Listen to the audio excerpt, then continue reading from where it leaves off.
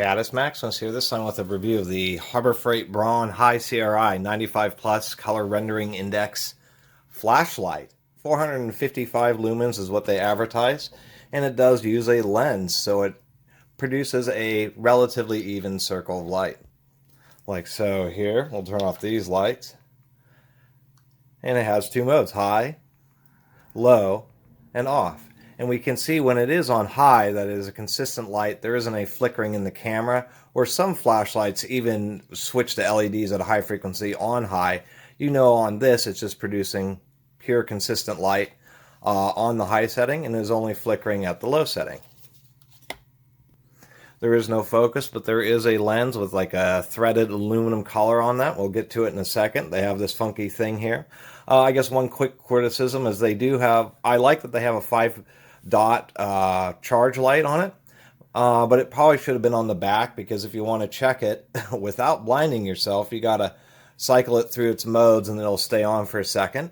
And I think that is pretty neat.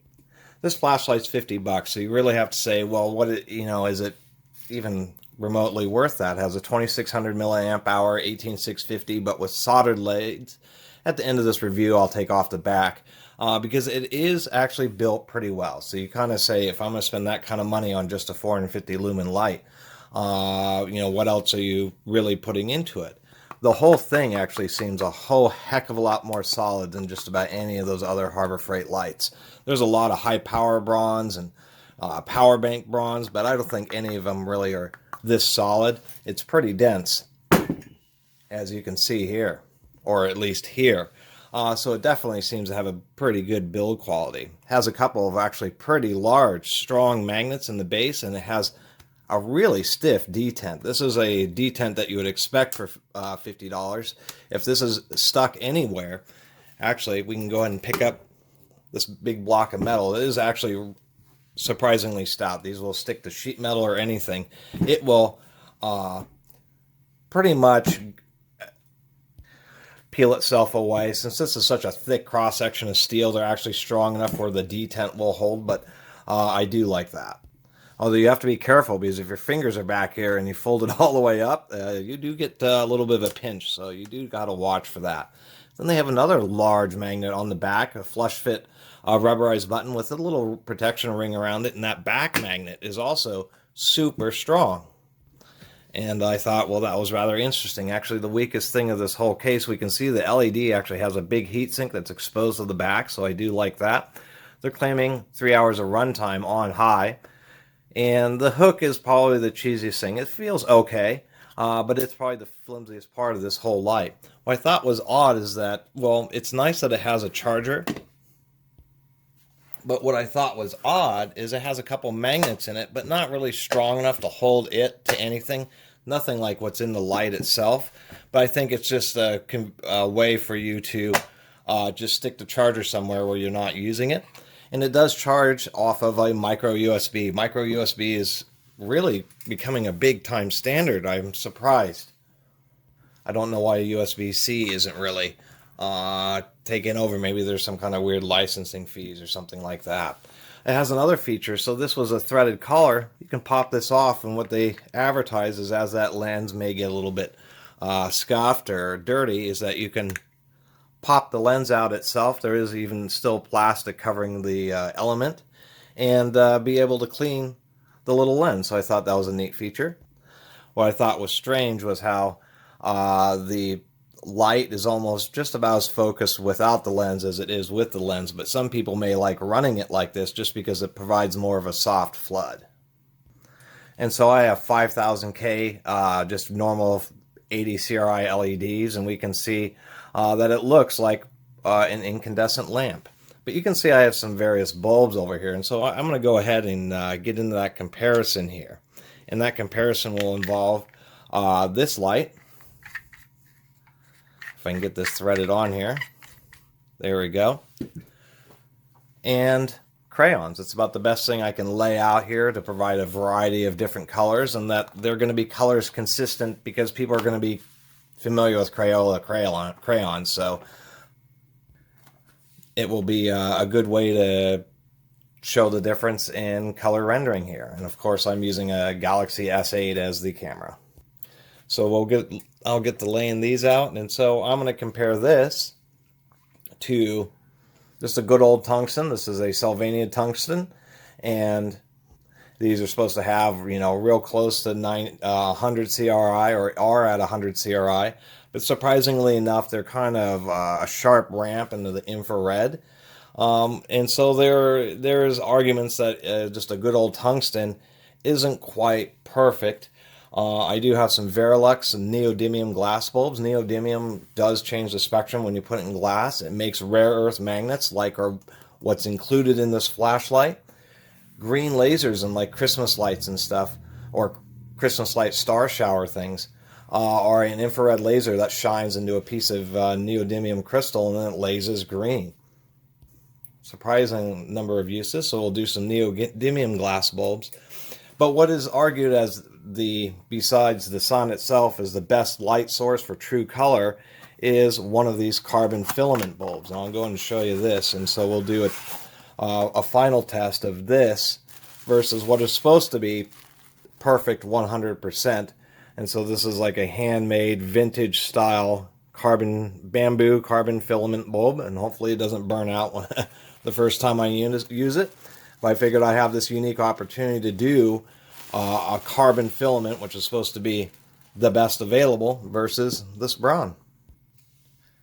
Okay, I'm not very good at organizing by spectrum, that's for sure. So this is a standard 5000K LED. Here's our 95 CRI Braun.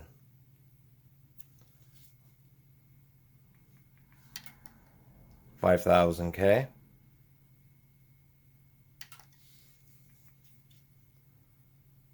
The Braun. Trying to get different angles there. It definitely does look like the colors are just a little bit richer. Particularly some of the blues over here. Especially when I use this, it definitely just seems to be, that blue definitely seems to be just a little bit nicer.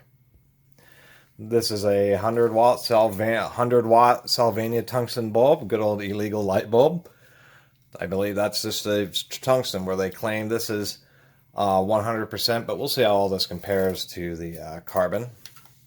And once again, the Harbor Freight 95. Definitely more orange in the Sylvania tungsten. Still not bad. It's not as washed out as it is under those LEDs.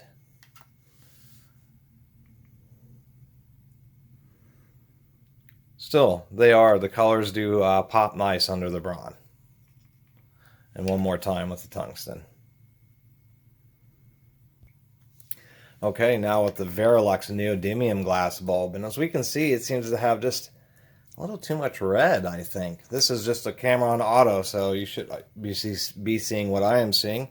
And now with the Braun, colors are nice under the Braun. And under the Verilux, they're pretty good, but they still aren't popping quite as I expected. This seems more like it's tuned as a aquarium lamp rather than a high CRI, even though Verilux does say these are high CRI bulbs. Here's the Braun again. And then the Verilux. Not so sure. We'll look at this under the Braun. I was just going to mention, look how thick the glass is on this carbon bulb here. So unfortunately, this is only a 30 watt carbon filament lamp, and so I need a more powerful one, and that's what's becoming obvious. This one's still just, you know, they made the filament safe so you'd actually get some hours out of this. But we'll compare it against this. As you can see, this is definitely makes, I think it's not, as far as a decent color rendering index LED, this Braun, you know, they're not lying to you. Although there is something about this warm glow of the carbon filament. It really just feels natural, almost like a candlelight. Here we are with the carbon lamp. One more time, I turned off a bunch of my ambient lights.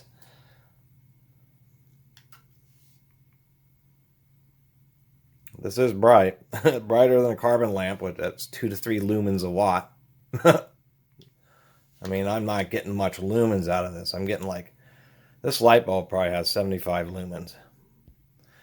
And finally, back to the 5000 Ks. That Edison bulb was just a bit dim. I definitely needed a more powerful one to probably do it respect, although I did like its really warm natural color.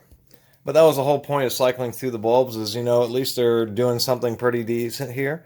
It is, let me zoom out. Seems to be really well built, and I'm actually going to take the cover off. I really like in the manual that they're encouraging at least better recycling, or at least being able to access the batteries, knowing that, you know, those are what fail a lot of times in electronics. And they actually have a simple breakdown guide for the battery, but it does show that it's wired. And actually, I'm going to open it up here at the end of for the end of this review.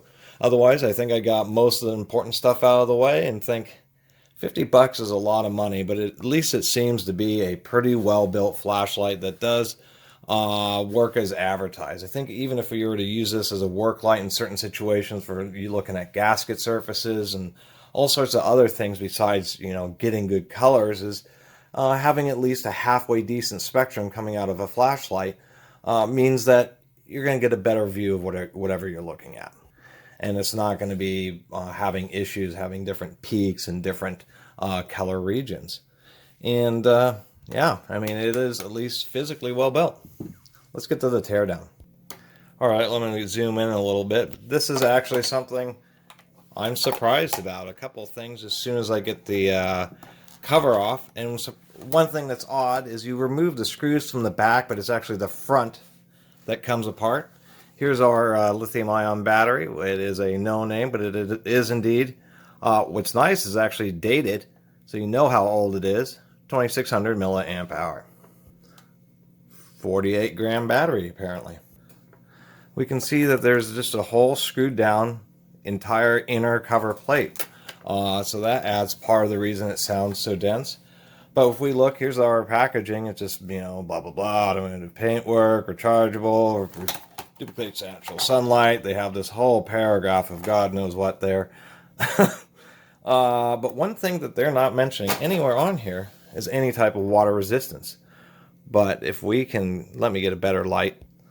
I couldn't figure out what this little piece of rubber was here. And see how this light is on high, and it's still pulsating. It's so annoying. But if we look, there's an in-molded rubber seal. My God, that's terrible. I'll just show real quick here. All the way around, 360 degrees around, there's a in-molded rubber seal. So, wow. So it actually has some degree of water resistance. And at least it will pretty much guarantee that there's no way particles are going to get in between the LED element and actually the inner portion. One other thing I thought was funky is it does have this rainbow thing in it.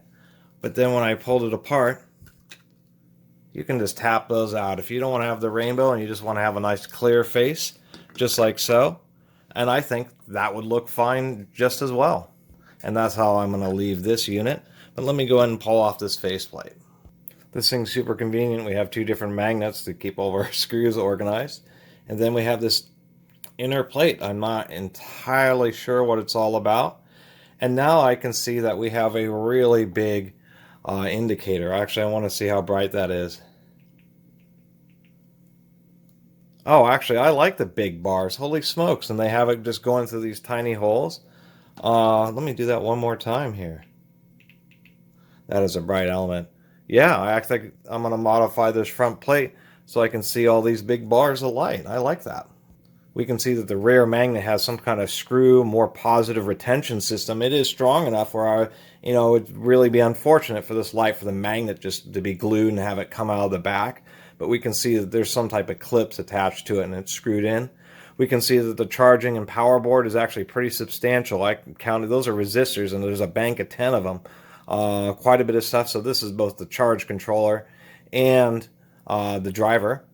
And so being a high CRI LED, it's surprising, but it apparently gets pretty hot. Even at 450 lumens, it's a pretty large element. And now we know where the solidity comes from. It's not just some heat sink on the back. It's this big old cast mass in the top of this thing where you just see a portion of it. I do like that. Should mean that it will get warm, but it will prevent this element from burning out, because it's probably an expensive element being a high CRI unit. Even a nice touch, those are actually two little torque screws in there. And on a final note, this is actually even cooler. I'm kind of glad I bought this, because this whole inner cover plate, it's like this is some more premium flashlight, obviously being rebranded under the Harbor Freight Braun name, but it has this whole inner piece. Everything is screwed down. The circuit board, all that stuff is all independent. So all this does is it's just some kind of piece to fill in the clear area up here. It's just kind of a little bit odd design. But I like the way it worked out, because really it doesn't do anything. This whole front cover is all glued. That's how it provides the waterproofing. Everything else is internally secured. I mean, it just is a weird faceplate. That's all it is, a cosmetic thing. And so I'm just going to go ahead and reassemble it like this. And now it's kind of cool, because you get the high CRI light, and then you get a kind of a transparent circuit board view. And you get to see those nice bright power charge levels. Anyway, I really appreciate everybody who's been watching and subscribing to the channel, and all the early and subscribers who helped me get started, and everybody in between. And if you haven't subscribed, please do. Until next time, Catus Maximus out.